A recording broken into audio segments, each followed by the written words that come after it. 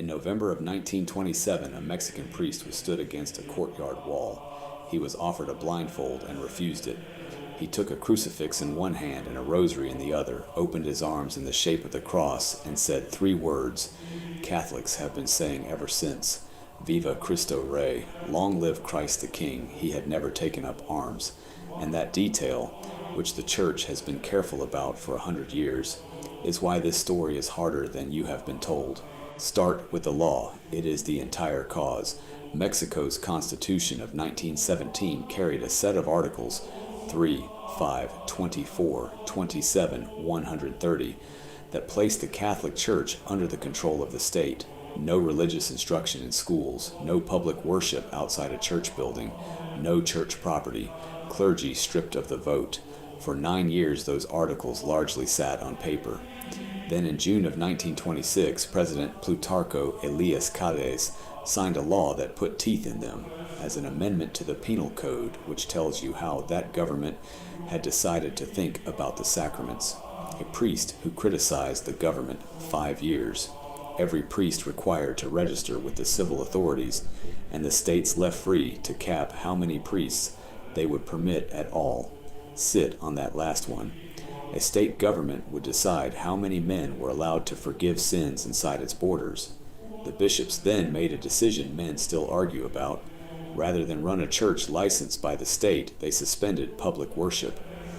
The last public masses in Mexico were said on the 31st of July, 1926. The next morning, in a country Catholic for 4 centuries, there was no public mass at all. The churches stayed dark for 2 years and 10 months. Fix that date. It is the fence around this whole episode. 1926, one decree, one administration, a chapter that closed 100 years ago. Everything that follows belongs to that decade and stays in it. Mexico itself rewrote those articles in 1992 and gave the church back its legal standing. Now, the phrase, 7 months before those churches went dark, in December of 1925, Pope Pius XI issued an encyclical called Quas Primas and gave the universal church the feast of Christ the King. His reason was not Mexico. It was a Europe staggering out of a world war into secularism, aggressive nationalism, and open atheism. And he wanted the church to say out loud once a year, forever, that Jesus Christ holds actual authority over persons, families, and states, a kingship the same encyclical is careful to call spiritual, a kingdom not of this world. So when Mexican Catholics began shouting, Viva Cristo Rey, they were not inventing a slogan in a trench. They were quoting a doctrine their church had proclaimed the year before. It is not down with anything. It is a claim about jurisdiction. The armed rising came fast.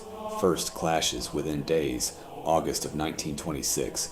By January of 1927, there were Cristero bands across the western states, mostly farmers, often led by laymen.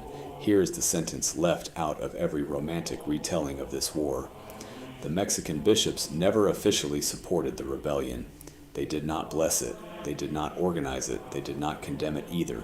And historians say the fighters read that silence as an acknowledgement that their grievance was real. But there was never episcopal authorization for the rising, because there was never going to be. Most of the bishops had chosen a different instrument, an economic boycott, the suspension of worship, and a public, non-violent refusal to operate a state-licensed church.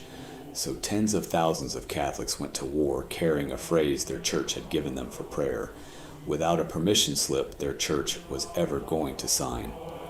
Which raises the only question that matters: what does the church actually teach about that? She answered it in writing, and the answer is more careful than either side of this argument wants. March of 1937, and with the persecution flaring again and a second rising underway, Pius XI wrote to the bishops of Mexico in an encyclical called Firmissimam Constantiam and took the question head on. He starts where the church always starts. The church, he writes, protects peace and order even at the cost of grave sacrifices, and condemns every unjust insurrection or violence against constituted powers. And then he does not stop there. On the other hand, whenever these powers arise against justice and truth, even to destroying the very foundations of authority, It is not to be seen how those citizens are to be condemned who united to defend themselves and the nation by licit and appropriate means against those who make use of public power to bring it to ruin. Hear what that is and is not. Not an endorsement, a refusal to condemn, and look where the fence is. It is inside the sentence by licit and appropriate means. Then he fences it again in the very next breath. 1. Any such defense has, in his words, reason of means or of relative end, not of ultimate and absolute end. 2. The actions taken must be licit actions and not intrinsically evil. You do not acquire the right to do evil by having a just grievance. 3. Proportion. They must not cause to the community greater damages than those they seek to repair. 3 of his conditions, and nearly everything a man reaches for when he is angry, fails one of them. Then, having declined to condemn the men who defended themselves, he draws a hard line about whose work this is not. Any violent defense does not enter in any manner in the task of the clergy, or of Catholic action as such. Not the clergy, not the Church's own lay apostolate. In any manner, that is the spine. The Church would not call the Cristeros criminals. She also would not put a rifle in the hands of her own ministry, and has never once taught that the ordinary Catholic man's road to holiness runs through one. The men she raised to the altars prove it. Father Miguel Pro, a Jesuit back from exile in July of 1926, the exact month public worship ended. He spent 16 months doing the only work he was ordained for in secret: Mass, confession, the sacraments.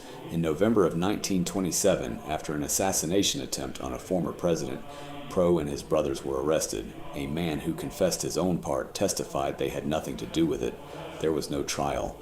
On the 23rd of November, Miguel Pro was executed on President Calles' order, and then that government made a mistake it never recovered from. It had the execution photographed, and the papers ran the pictures on front pages to show Catholics what happened to Catholics. It did the reverse. A priest with his arms open became the most effective evangelization in the country. John Paul II beatified him in 1988. On the 21st of May 2000, John Paul canonized Cristobal Magallanes and 24 companions, most of them diocesan priests, 3 of them laymen. They freely and calmly accepted martyrdom as a witness to their faith, the Pope said, explicitly forgiving their persecutors. Magallanes himself had preached publicly against armed rebellion. Hold on to this. There were priests who became Cristero commanders, men who led troops in the field. The Church did not raise them to the altars, not because their grievance was fake, but because martyrdom is a specific thing and she tests for it. Then there is the boy. Jose Sanchez del Rio was 14, and he was not a bystander, say it plainly. He talked his way into a Cristero troop and carried its flag, and in a fight that winter he stayed in the action to the end. He gave a commander his own horse to get away on, which is how a 14-year-old ended up in custody. He was pressed hard and told he would live if he would say 3 words: "Death to Christ the King." He would not say them. He said the opposite and kept saying it, and on the 10th of February 1928 they killed him for it. Pope Francis canonized him in 2016. The Church did not canonize that boy for carrying a flag into a firefight. She canonized him for what he refused to say in a room with no weapons in it. That is the test, every time, not whose side you were on, what you were killed for. The war did not end in victory. It ended in a negotiation. On the 21st of June, 1929, the apostolic delegate and a second Mexican bishop reached an arrangement with the president, brokered by the American ambassador.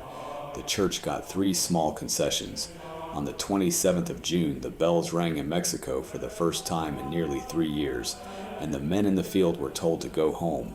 In the years after that truce, Catholic accounts record some 500 Cristero leaders and 5,000 other Cristeros killed, many in their own houses, in front of their own families, in violation of the terms. The men who won the churches back did not get to walk into them. That is the true ending, and exactly why this episode does not end with a fist in the air. So take the cry off the battlefield, where it does not belong to you, and put it where it does. Nobody is closing your parish. You are simply not going. Nobody has outlawed teaching your children the faith. You are simply not teaching them. No soldier will ever demand you say death to Christ the King. You will only be offered 100 smaller chances to say it quietly, with a calendar, with a checkbook, with a temper you keep excusing, with a marriage you are managing instead of loving. Those men paid everything they had for a sacrament that is a 10-minute drive from your house and cost you nothing but the alarm. Viva Cristo Rey is not a war cry waiting for a war to justify it. It is a statement about jurisdiction, and the territory under dispute is your Tuesday. This is what it looks like when nobody is shooting. A small, unwitnessed yes, repeated until it is who you are. Christ is king of a country. You can actually surrender. Surrender that one. Blessed Miguel Pro, Saint Cristobal Magallanes and companions, Saint Jose Sanchez del Rio, not one of them won. That is not what the church was grading. They were raised to the altars for what they would not say, and the same 3 words keep turning up in the record. Pray for us, altar, arms, allegiance.